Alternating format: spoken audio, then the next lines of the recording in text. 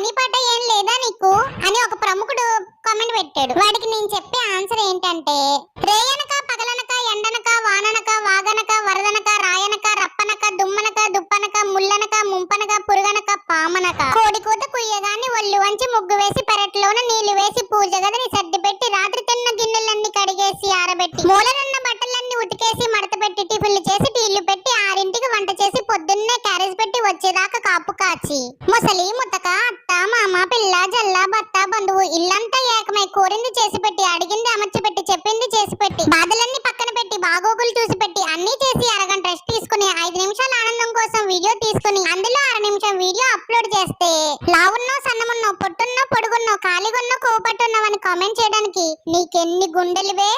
అమ్మైసా dialogue ఎలా ఉందో comment చేయండి. సరే గాని సబ్స్క్రైబ్ చేసుకోవడం మర్చిపోకండి.